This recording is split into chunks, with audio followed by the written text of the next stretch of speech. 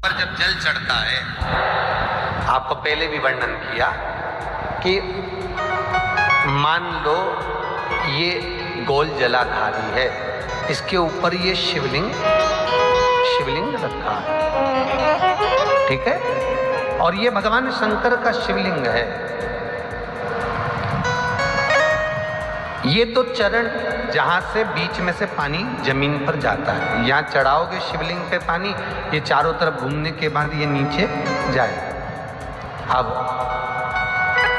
आपको पहले भी कहा, ये दो चरण जो है सीधे भाग में गणेश जी का स्थान है, उल्टे भाग में कार्तिकेय का स्थान है। जहाँ शिवलिंग रखा हुआ है ये पार्वती जी के हस्तकमल हैं, और बीच में एक मोटी सी लाइन है जहाँ से पानी नीचे गिरता है, मोटी सी लाइन है, वो अशोक सुंदरी का स्थान है।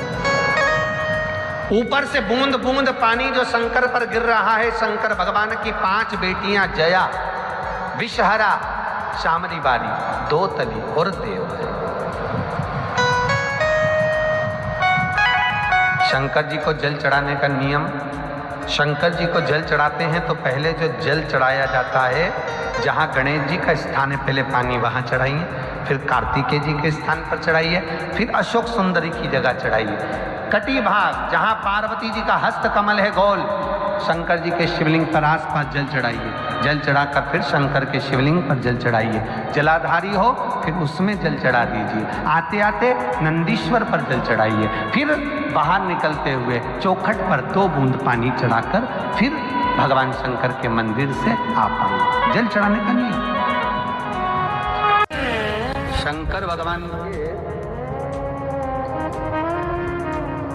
ये शिवलिंग जो रखा हुआ है, इस शिवलिंग के आसपास जो गोल जलाधारी होती है, गोल जलाधारी, इस गोल जलाधारी पर जब अपन भगवान को जल चढ़ाते हैं तो चढ़ाने के पहले जल को इस जलाधारी पर चढ़ाने के बाद इसको हाथ फेरा जाता है माँ जगतजननी के हस्त कमल में।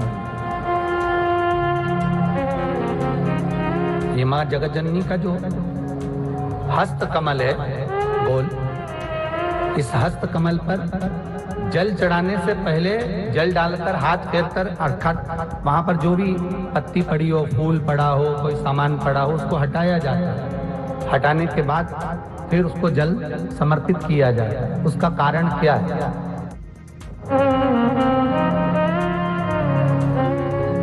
क्यों शिव पुराण कहती है कि 5 जगह पर जल चढ़ाना चाहिए? पहला गणेश जी का स्थान कल बताया था, पहले गणेश जी का स्थान, फिर कार्तिकेय का स्थान, फिर माता पार्वती का हस्त कमल, फिर शिवलिंग, उसके बाद ऊपर जो जलाधारी है कलश, उसके अंदर, और विशेष अगर कोई कामना होती है तो फिर नंदी। क्यों शास्त्र कहता है? क्यों वहां हाथ फेरा जाता है? क्यों जलाधारी को साफ कर फिर भगवान शंकर के ऊपर जल चढ़ाया जाता है? उसका कारण केवल इतना सा होता है, माँ जगतजननी के हस्त कमल पर जब हम अपना हाथ रखते हैं, माँ जगतजननी के हस्त कमल पर जब अपने हाथ का स्पर्श करते हैं, महाराज हमने अपनी जिंदगी में कोई पाप कर्म करा हो, असत्य बोला हो, झूठ बोला हो, कपट करा हो, बेईमानी करी हो, प्रपंच करा हो, हमने किसी का दिल दुखाया हो, हमने किसी के लिए अपशब्द कहा हो, तो वह हाथ का स्पर्श कर लेने से हमारा पाप सर्वप्रथम कट जाता है। उसके बाद शंकर को जल चढ़ाया जाता है, जिससे सुख का भान उत्पन्न हो जाता है। उस सुख के भान को पाने के लिए हम जलाधारी को पहले साफ कर दें। के सुधवन जैसन काऊ,